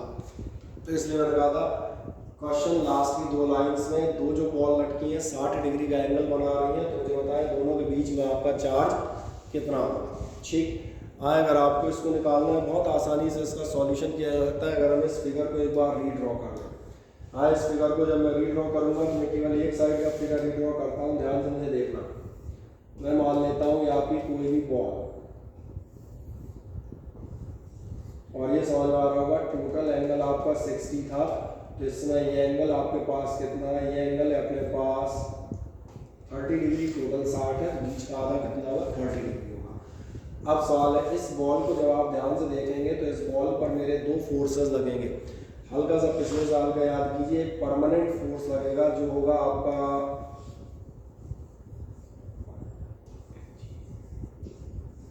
Weight of the ball. और इस फिगर को देखें जरा, वेट के अलावा ध्यान देखना है इस तरफ, जैसे बॉल तो यहाँ लटकनी चाहिए, इस तरफ क्यों हटी है, क्योंकि दोनों सेम चार्जेस हैं, दोनों एक दूसरे को रिपेल कर रहे होंगे, और दोनों एक दूसरे को रिपेल करेंगे तो आपको ये भी समझ में आता है इस पर एक फोर्स और काम करेगा, और वो फोर्स कौन सा होगा, F इलेक्ट्रिक। आराम से देखें क्या इतना फिगर, ये फिगर का पार्ट आपको समझ में आता है। हाँ, बस किसी भी एक बॉल को आप देखेंगे तो मैंने कहा इस बॉल पे लगने वाला क्या होगा, एक वेट लग रहा होगा और एक आपका लग रहा होगा F इलेक्ट्रिक। और अगर दोनों फोर्स लग रहे हैं तो फिर हम जाएंगे, इस साल आपको समझ में आ जाएगा why. I have revised the vector algebra in 2 और 3 डेज, क्योंकि 2 फोर्सेस अगर इस बॉल पर लग रहे हैं तो इनका कहीं ना कहीं रिजल्टेंट ज़रूर होगा, और रिजल्टेंट निकालने का हमारे पास 2 फोर्सेस के लिए सबसे बेस्ट मेथड होता है लॉ ऑफ पैरेललोग्राम, और ये हमने मान लिया ये है हमारा रिजल्टेंट। आराम से काम करें, ये फिगर बना दें। जैसे आप इस फिगर को बनाएंगे हमारा क्वेश्चन लगभग एंड होने पर आ जाएगा। ठीक है, कुछ सुधार और करेंगे और बाद में करेंगे। इस लाइन को आपको दिखा दें, आराम से देख लें। दूरी की लेंथ आपकी कितनी दी है, ये L दी है।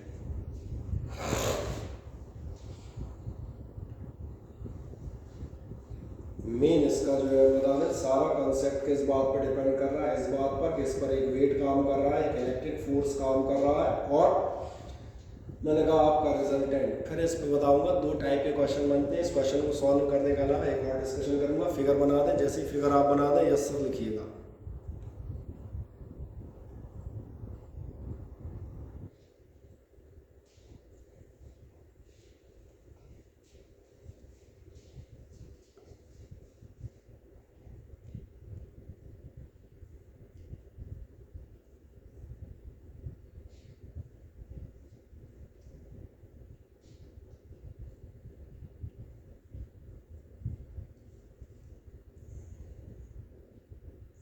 फिगर बना दें तो यस सर और लोग भी लिख दें एक आध दो, तो फिर मैं आगे बढ़ूंगा इस फिगर को, फिर बचा हुआ पार्ट एक्सप्लेन करके हम इसमें चले जाएंगे।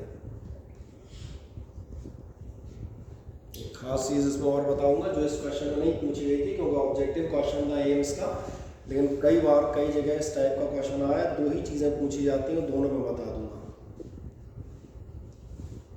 बढ़िया बना दिया आपने फिगर। आए देखें ध्यान से, जैसे मैं फिगर कंप्लीट कर लेते हैं। अब मैं छोटी छोटी एक आध चीज़ और लिखता हूँ, उनको ध्यान से देखना। पहली बात तो आपको ये समझ में आ रहा होगा, ये एंगल 30 डिग्री है, तो ये एंगल भी आपके लिए 30 डिग्री होगा। ठीक है, वहाँ लिखने की जगह नहीं है, तो घिचपिच हो जाएगी इसमें लिखने का।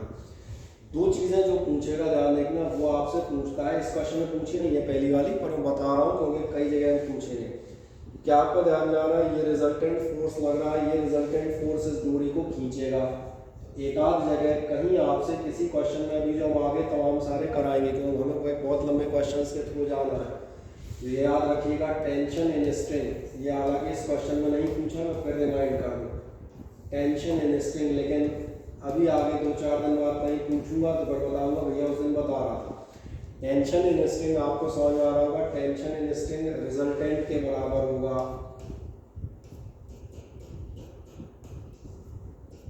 क्या, ऐसा दिख जाता है। जो भी रिजल्टेंट है वही टेंशन इन स्ट्रिंग होगा। और एक मजेदार बात, रिजल्टेंट आपको मालूम है हमेशा रिजल्टेंट 2 परपेंडिकुलर फोर्सेस में होता है, F1 square plus F2 square, यानी कि इलेक्ट्रिक फोर्स का स्क्वायर और प्लस ले देता हूँ M स्क्वायर G स्क्वायर। तो पहले तो इतना नोट कर दो, फिर हम अपने सॉल्यूशन पे जाएंगे, क्योंकि ये भी इस क्वेश्चन का सॉल्यूशन नहीं है बट कहीं और लग सकता है। तो रेलिवेंट चीज़ें तो यही बता दी ताकि आपको आगे याद रहे।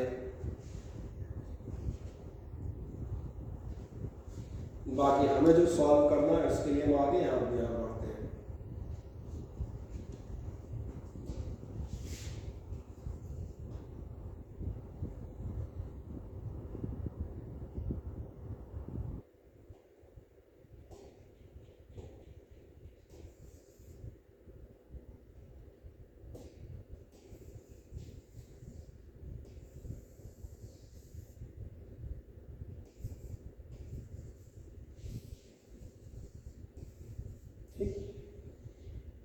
चल इतना लिख दिया दोस्तों ने। अब मैं आता हूँ अपनी रेलिवेंट चीज़ पे, सॉरी अपने वीडियोस पे आते हैं। अभी यहाँ जब आप जाएंगे तो यहाँ आपको क्या चीज़ नज़र आएगी, क्या आपको ऐसा नज़र आ रहा है, यहाँ पर 2 चीज़ें निकालते हैं हम पैरेललोग्राम लॉ में हमेशा। तो रिजल्टेंट निकालते हैं under root of F1 square plus F2 square, या दूसरा याद करें हम निकालते थे टेन थीटा बराबर, और थीटा यहाँ इतना बड़ा लिखा है, टेन थीटा होता था परपेंडिकुलर अपॉन बेस, क्योंकि थीटा ये है तो बेस ये है, परपेंडिकुलर ये है। क्योंकि शुरुआत है इलेक्ट्रिसिटी की, बहुत सारे लोग 11th में नहीं पढ़े, इसलिए हर एक चीज़ दिखाता हुआ जा रहा हूँ।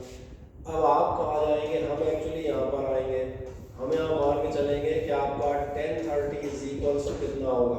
तो 1030 इज इक्वल्स टू आप देखेंगे तो 1030 इज इक्वल्स टू होना चाहिए परपेंडिकुलर अपॉन बेस, यानी आप कह सकते हैं ये हो जाएगा आपका Fe अपॉन mg। अब जैसे आप Fe अपॉन mg रखेंगे तो चलो 1030 तो वैल्यू रख देता हूँ, 1/23 इज इक्वल्स हो जाएगा F इलेक्ट्रिक। F इलेक्ट्रिक वही 1/4 पाई एप्सिलॉन नॉट, उसको मैं फिलहाल के रख देता हूँ Q1 Q2। क्या आपको ऐसा ध्यान है, दोनों चार्जेस सेम थे तो Q1 Q2 का प्रोडक्ट होगा Q स्क्वायर, इसलिए उसको वापस लेता हूँ K Q स्क्वायर, और अपॉन मैंने माना डिस्टेंस कितना है R स्क्वायर, और डॉट mg। एक एक लाइन आराम से कवर करते हुए जाए, कहीं किसी को कोई डाउट ना हो। पहला दिखा दें 1030 इज इक्वल्स टू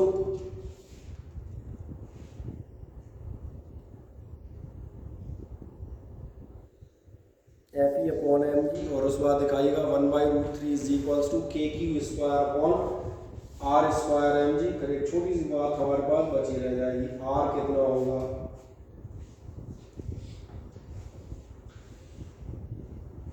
पहुंच गए यहाँ तक।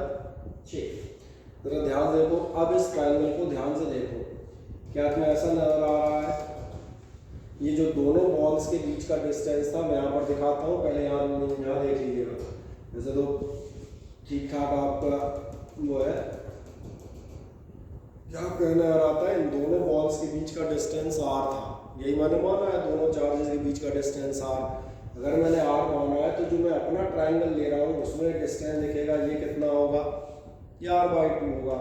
इसलिए मैं ये जो फिगर बना रहा था यहाँ कहीं, यहाँ मैंने कहा था स्ट्रेंथ इसकी लेंथ थी l, और ये जो डिस्टेंस है मेरे पास, ये डिस्टेंस कितना होगा, l/2, सॉरी l/2 कह दिया ना, r/2, सॉरी, ये अपना कितना होगा, r/2 आ जाए।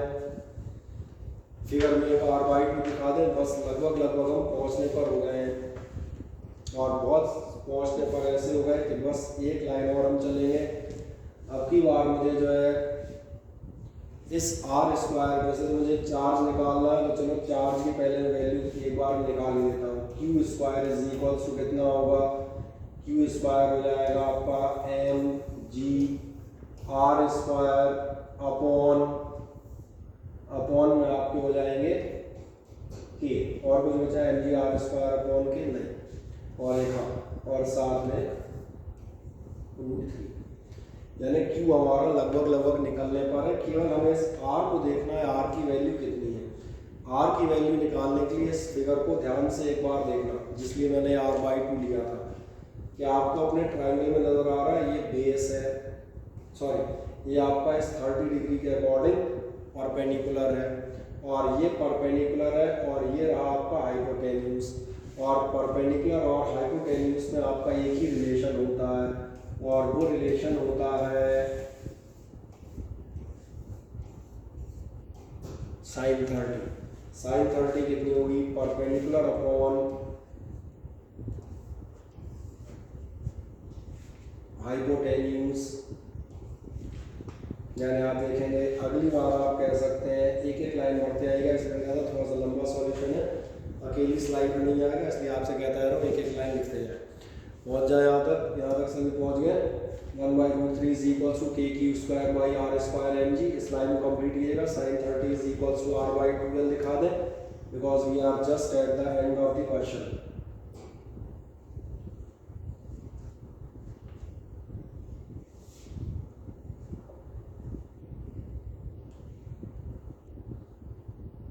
कर दिया कंप्लीट, बस तो चलो एक फॉर्मेट ही कर देता हूँ। वैसे तो 1/2 दिख रहा होगा, 1/2 से 2 कैंसिल हो जाएंगे, फिर भी मैं कर देता हूँ 1/2 इज इक्वल टू कितना होगा, r/2l, 2 खत्म। यानी आप कह सकते हैं हमारा r इज इक्वल टू कितना निकल आएगा, इस केस में हमारा r इज इक्वल टू हो जाएगा l।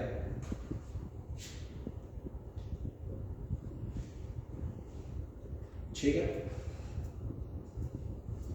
कर दें और आगे बढ़ जाए। sin 30 1/2 is equal to r/2 by l, यानी कि 2 खत्म, r इज इक्वल टू आपने कह दिया l, और बस इस वैल्यू को इसमें ले जाकर रख दें। और अब आपको समझ में आ रहा होगा, मुझे केवल एक या 2 लाइन और लिखनी है। एक बार मुझे लिखना है Q square is equal to mg upon K, साथ में आपका √3, और साथ में आपका r स्क्वायर की जगह l स्क्वायर। तो इसलिए फाइनली मेरा q इज इक्वल टू कितना हो जाएगा, चाहे तो l बाहर ले लीजिएगा, और अंडर रूट में आपको मिलेंगे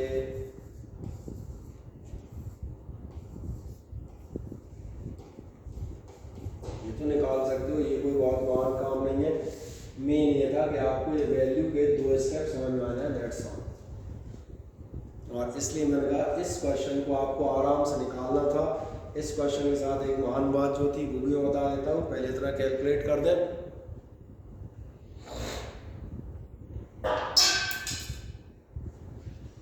जो महान बात ये थी कि इस क्वेश्चन में आपके ऑप्शंस नहीं दिए गए थे। ये क्वेश्चन उन क्वेश्चन में सिर्फ में था जिनको आपको स्पेस दी जाती है, आपको सॉल्व करके उसको लिखना पड़ता है। तो ध्यान दिया होगा, नेगेटिव मार्किंग वाले क्वेश्चन नहीं होते हैं। इनमें आपको लिखने होते हैं, you have to go for the solution. ये मैंने कहा इसलिए एम्स 2018 में 18 का मॉर्निंग सेशन का क्वेश्चन और फाइनल आंसर आपका mg/√3 के आ जाना चाहिए था। अब इसके बाद जो हम अगला प्रिंसिपल डिस्कस करेंगे, ये भी एक इम्पॉर्टेंट प्रिंसिपल होगा, ये होगा आपके लिए principle of superposition of the charges. और इसी के साथ फिर अगले टर्न में हमारा एक टॉपिक लगभग एंड अप हो जाएगा चार्जेस और फील्ड्स का। इस टॉपिक को हम अगले टर्न पर आपके लिए लेते हुए चलेंगे। यहाँ तक अब आपको एक काम करना है, शीट आप में से ज़्यादातर लोगों से आग्रह रहेगा एक बार आगे कलेक्ट कर लें। कुछ क्वेश्चंस मैंने करा दिए हैं, कुछ क्वेश्चंस उसमें बकाया हैं, उन क्वेश्चंस को एक बार घर पे करने का प्रयास करें। जो डाउट्स हो जैसे उन्होंने पूछ लें, मैं यहाँ पर एक बार सॉल्व करूँगा। नोट्स अपने साथ साथ अब बनाना प्रारंभ कर दें। जो चीज़ें हमने पढ़ाई हैं उनको आप लेके उनसे शीट से राइट अप करें। यहाँ हल्का मैंने लिखा है ये रफ में, बस एक प्रिंसिपल ऑफ सुपरपोजिशन और इसके बाद आप वेक्टर फॉर्म ऑफ कूलॉम्स में एक आध चीज़ और, बस फिर इससे रिलेटेड वेक्टर फॉर्मेट के कुछ न्यूमेरिकल्स कराऊंगा एक 8-10, और एक पहला टॉपिक आपका जनरली यहाँ पर माइंड अप हो जाएगा। ठीक है, इसको बंद करें। इसलिए स्टार्टअप कर दें अपनी पढ़ाई, अब साथ साथ चलते हम जाएंगे। ठीक, यहीं विराम ले लेते हैं।